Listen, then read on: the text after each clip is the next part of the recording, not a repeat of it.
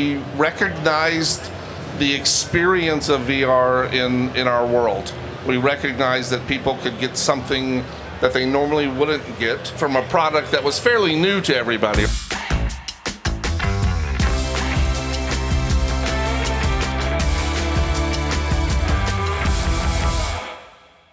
Welcome to the Vive Theater from HTC. This is the first time we've done this. Yeah, let's hear it for HTC, being here supporting the industry.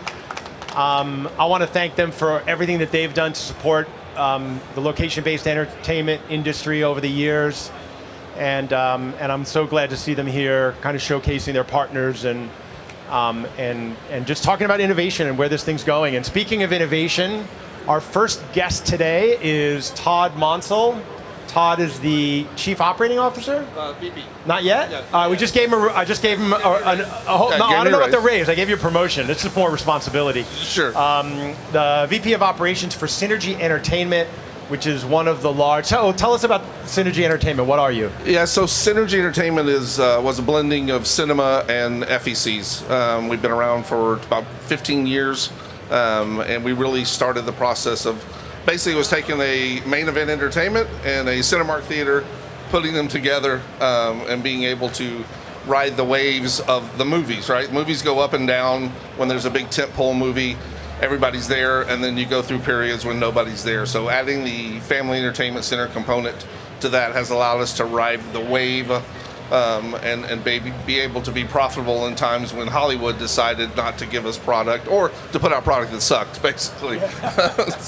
And so we're all about experience, right? So because we show movies, we also have to compete against our other product, which is great movies, right? Star Wars and Indiana Jones, and those are great experiences. And so our philosophy has always been that you're going to get that kind of experience in our family entertainment center when you come as well. It's going to be grandiose. It's going to be entertaining. So how big? Just landscape. What does it look like? So we're about 100,000 to 115,000 square feet, and our arcades are 9,000 to 10,000 square feet of space. We usually carry about 150 games on the floor, including VR and Redemption and like that. So you guys were an early adopter of virtual reality. I believe it was end of 2017 or 2018 that we experienced Hologate, and we recognized the experience of VR in our world. We recognized that people could get something that they normally wouldn't get from a product that was fairly new to everybody, right? I mean, VR is known, right? There were headsets at home at that time, but I don't think you couldn't play with your friends. You couldn't experience that group experience, and so we decided if we're in, we're all in, and we wanted to put that as a part of the product that we offered. So not just one VR piece, but multiple VR pieces in our arcades. So you started with Hologate. And for those of you that don't know Hologate, who's here as an exhibitor, they kind of cracked the code on productizing virtual reality that worked for family entertainment centers. They made it really easy. You bought a product, it was 4 players, you plugged it in, you trained your staff, and it worked. Yeah. And so where did you go from there? What's your experience been with virtual reality now over the last 6 or 7 years? So once we put that in, we recognized quickly that folks were walking out of that experience with a different vibe than they were from playing a video game or a Redemption game, right? They were getting an experience, and so we wanted to be able to bring in additional pieces as well. And so, what do you mean by that? Like, so you said they would leave that experience and they would have a different vibe. What's that mean? The vibe was that they were wowed. I mean, it was a wow experience, and wow is a term we use a lot in our buildings to really make people, but you could see just by sitting across when they came out, anyone who was intimidated going in didn't seem to be coming out. Very rarely did you have someone that took the headset off and said, I hate that. I don't want to do that. It did happen occasionally, but for the most part, we could tell that at least the people that were coming to our buildings wanted that. They wanted to be wowed. They wanted the same experience on a game room floor that they got watching the big screen of Star Wars. And so you had to give them something else, right? I mean, correct. Yeah, correct. So So the product that is offered is one of the reasons why you have to offer more and more is because in our environment, it's not like sitting at home and having your video game in front of you where it's easy to play Madden each night, right? Or it's easy to jump on. When you're playing VR in a space like a family entertainment center, and in places that we operate as well, where it's not a big tourist attraction, it's the same people coming to our center each time, and so we weren't getting enough content out of that single deal, so we had to add more content, which meant more hardware. So we looked at buying more pieces. And so there's been, and so what have you seen from a before we move on, just so you had more pieces, like what percentage of your arcade game mix now, and obviously Redemption is separate, right? Because that's kind of its own category. Right. But as far as video goes, what percentage of your video is VR now, and where do you think that's going? If you obviously account for any kind of VR piece, like a VR Rabbids, we equate that to VR. We're probably 15 to 20% of our attractions are VR now, and if the free roaming space can become what we need in our environment, I would imagine that you'll see us scale back on some of the arcade games and allow some space on the floor for free roaming VR. It's just we've tried free roaming VR. We've been through a few products. We actually operate a Vex Arena at one of our locations right now. It's a struggle because it's just when you're in that open environment, counting on the hardware to work all the time, counting on employees to actually know how to sell it, which is the biggest point. I don't use the word unattended a lot in my building. I don't really believe in unattended VR. I believe in you need someone around to help. But I do believe that we're going to get to the part where the free roaming space is the experience guests want. Yeah, and so what do you think? Let's talk about the theater business. So you've got, it's one of the things I've always found fascinating is this notion of IP, and you have the opportunity to do IP-based attractions that are timed to the movie. Hologate recent released their Ghostbusters Hologate attraction. Then Hollywood decided not to bring the movie out. And then Hollywood decided to delay the movie right. because of the SAG-AFTRA strike, but I'm assuming that movie is going to make it at some point. It will come out. You know, we love IP, obviously. We know the cost of IP. We always seem to be chasing IP, of course, because it's hard to make that decision of what's the right IP that's coming out. I think Angry Birds has played itself out as an IP product. But I do believe that you saw this year in movies, there are great IP products like Super Mario Brothers, right? Barbie. I mean, they were huge hits in the theater. Any connection we can make between an IP product and what we show on the film is a win-win for Cinergy. How do you connect? Have you been able to connect the dots yet? Like, so do you have Mario Kart arcade game in your arcade? So we've talked about a strategy of how do we keep up with that. We don't have Mario Kart because I don't believe that. I do believe that while that game has the name, I don't think it has the power of the driving games that we have now. It hasn't been updated, in my opinion, to what it needs to be to compete with the other driving games that we have on there. But Fast and Furious? Fast and Furious would be, yes. So I do have Fast and Furious, and when the movies came out in my West Texas theater, you couldn't get on the Fast and Furious machine, right? It was a line to get on it, connected with the movie, and unfortunately my marketing girl just left. She didn't want to watch me anymore, but she does a great job of really, because we have the opportunity, obviously, with the big screen to put in our trailers and put in before the pre-show or the movie of what we have to offer out on the floor as well. So it's kind of a great marketing opportunity for us to tie those in. And we can also do blast out to our elite members that we have, that product is on the floor and tie it in. We can see that they purchased that ticket, and then we can tie in the product on the floor to their purchase. So you use the word can. Yeah. Have you? Because one of the things I've noticed is getting, because most theater exhibition companies are terrible at marketing. They rely on the studios to do the marketing for them. You guys, as an FEC and a restaurant, obviously have to build better marketing chops. Have you been able to actually do that, or is that something you're just kind of testing? No, we've done that. She's actually back right now. There's Tracy back in the back waving her hand. Hi, Tracy. Up there. We've done that a lot, and we're even rolling out a new platform now with our new app that's going to allow us to market the game strategies with tie-ins with the movies. And so we're very cognizant of how powerful that can be. And so we look at all ways to blast that information out to those guests. So yeah, we're actively seeking folks or letting folks know that there are ties in between the movies that we're showing and the games that are on our floor. Yeah, and one of the things that I think, and we've got a theater owners breakfast tomorrow where we're going to bring some studios in, and as more movie production goes virtualized, the assets from those movies, which are all done in Unreal basically, and a lot of the game development is done in Unreal, right? So we should be able to leverage that virtual production pipeline and those assets to create more virtual reality experiences for location-based entertainment, and then you have like more release. Like I thought it was great that Hologate had the Ghostbusters game 6 months before the movie was even originally scheduled. Yeah, and I think that was a lot of work with Sony to get that done. Absolutely. And ensure that happened. And that's where the partnership has to come in as well as with the studios, because they've got to understand the power of that as well to drive their sales to their cinema tickets. Now, did you guys, when Super Mario movie came out, or the Mario Brothers movie, did you guys participate in the ticket sale launch event that they did in some cities where they gave away hats and stuff? Yes, so anytime we can get on board with merchandising and self-inclusive in that, we do as well.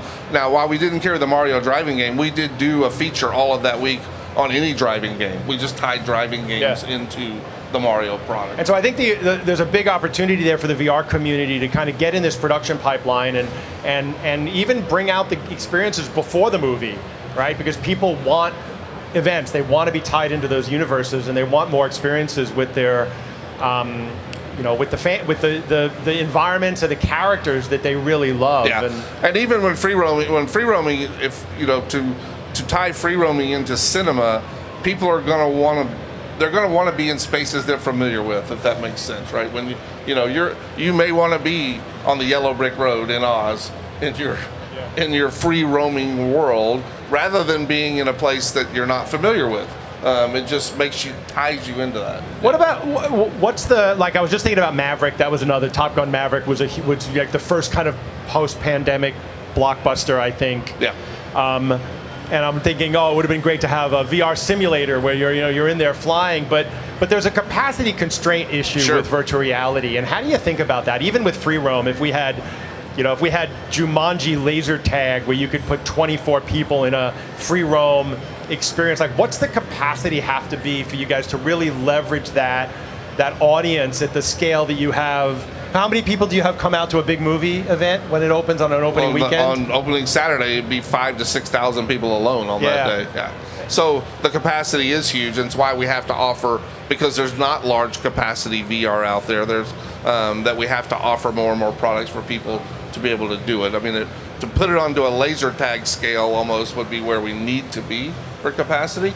But we also look at it too as how long is the gameplay.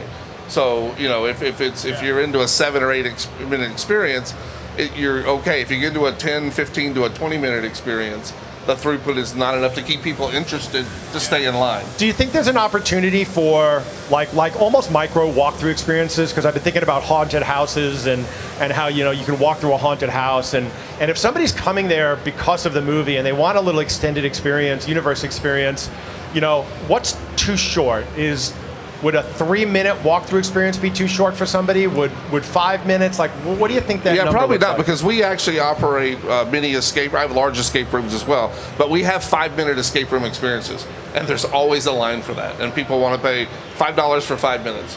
And we put 4 people in the house at a time to do the escape room, and they're in and out, and they love the experience. And to your point, it kind of gravitates them more towards wanting a longer experience. So they may want to, if you can do a shorter experience and someone can put the headset on and realize it doesn't make me sick, I'm not scared of it, that I can get into a longer format. Because we still deal a lot with folks that don't understand VR. I'm sure you all do. That's why the attendantless thing bothers me, because I sit and watch in arcades where there's no attendant. People walk up, they grab the headset, they don't know what to do, and they put it down and they walk away. And there's nobody there to say, hey, let me show you how to do that. So I think that the labor you're spending is well worth the revenue you'll gain if you'll just put someone in the area who is there but also cares. That's the the biggest point is an attendant who cares and will actually teach them VR.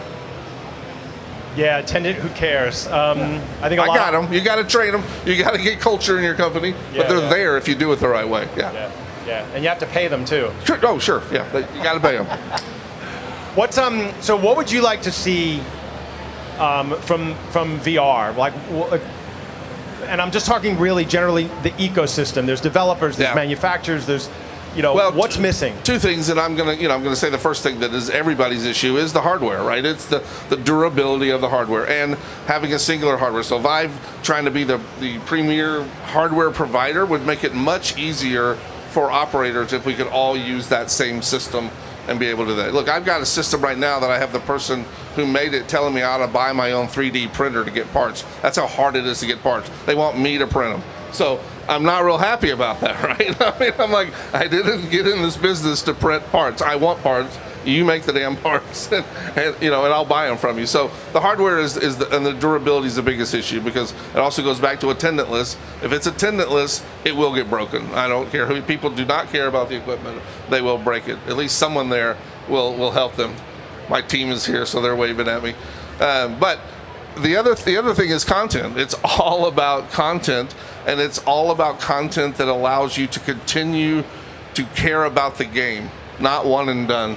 And I know that's not easy, right? I mean, that's why people sit in front of their computer for hours at home, because it's level after level after level after level. If we can figure out somehow in content that I can walk into a VR experience, it knows who I am and it knows where I'm at, and I can keep going in this world of experience, I'll go back and do it. It seems like the technology is there for that. I think it's a function of just return for the developers, right? I mean, if you're going to develop a 60-hour game and you're going to sell it for $60 and you're going to sell millions of copies, it's an 8-figure or 9-figure revenue. Call of Duty Modern Warfare is getting ready to launch, and it'll do $1 billion at launch, right? And so, like with an arcade game, with VR, without the deployment and the scale, it's really hard for a developer to invest enough money to build the depth there. And so I think this is a bit of a chicken and an egg issue, and it's just going to take time to grow the scale, and as the platforms get out there, and hopefully we have durable hardware platforms. That's one of the reasons I love, the Vive Focus 3 has been out now for a couple of years, and there's still, I think that's a headset you could operate for 4 or 5 years possibly. And so, as the hardware cost comes down and the durability increases, not just durability of reliability, but durability of just not being obsoleted every 3 months. Right. Hopefully, we get the install base more, and then the developers have more of a footprint to develop for. Yeah, and as the 12 to 15-year-olds right now starting to get a wallet in their back pocket, and they start to be a consumer, what they're getting at home has got to be what if they're getting in our centers, if not better, because they're going to pay. They don't have to pay for it at home, right? So now I'm asking for $7 to $15 out of their pocket. Excuse me. They want that experience, and so they don't want to just play tower tag, right? I mean, that's not what they want. They don't want to stand up in a tower and shoot, a mile away from somebody. They want an immersive experience. And I think that's the challenge. So I made a prediction, I don't know, maybe 6 years ago, that virtual reality was going to be the next major display technology for arcade games, and I think I probably said it was going to happen in the next 5 years, which it obviously hasn't, and it's always everything's always 5 years away, right? Right. But I think because of that, as more people experience VR, it's like going back and watching something on a black and white or even a 480p television. Like I remember the first time I watched an HD TV, a soccer game in HD TV, and I had to go back and watch it in 480p. I was like, I can't even watch this anymore. And I think when you have a VR experience and you go back to this 2D experience on a screen, it's just not as satisfying. And so give me that's my opinion, give me your prediction on how does this play out over the next 5 years? Yeah, I think AR, yes, I'm sorry. I think AR is going to be a big part of this world as well, because to your point, not everything on the game floor can become VR, but it can become AR in a lot of instances, right? There can be an addition to the game you're playing, addition to your laser tag arena, an addition to the movie poster that you stare at that Iron Man talks to you, when you're staring at him in AR. So I do think that if free roam And even what is being done now can prove itself to have a hardware that can sustain itself for more than 6 to 8 months before you have to buy something new. That you're going to see it pop up all over. And I think it is an experience. It's what we sell, right? When we do a lot of, we have skee ball, we have basketball, we have all that. But I think to your point, you're right. This younger generation, skee ball doesn't appeal to them. I watch them when they walk into our building. The only time they play skee ball is when dad drags them over and says, let's play skee ball, because that's what he can do, right? He doesn't want to put a VR headset on. And so I think if family entertainment centers don't adapt to the technology and don't understand that they're a part of the solution as well, and want to be a voice and want to say, hey, this is what we need, that they're going to go by the wayside, because they're going to be the old arcade that nobody wants to go to anymore, and these experiential places are what are going to, Yeah, we just saw Netflix right. announcing their Netflix box, right? 100,000 square foot facility with different experiences, immersive experiences they're going to be plugging in and plugging out based on their IP, right? And so with the real estate, all this real estate becoming available, whether it's office buildings being, turned, there's like, you're seeing a lot of companies looking at this from different angles, saying, all right, I can go do this better. And they look at a no offense to, Dave & Buster's or Main Event or any traditional FEC that's filled with redemption games and ticket games and basketball games that were the same games I played 20 years ago. I think but then again, the challenge is there for the VR community to provide the solution that works for an operator, and that's been the disconnect, and that's what I've been working on for 7 years to try to bridge. Nostalgia is only nostalgia as long as someone remembers it, right? So eventually, no one's going to remember skee ball, right? And so we have to move into this next phase of what does a family arcade experience mean when you come into it.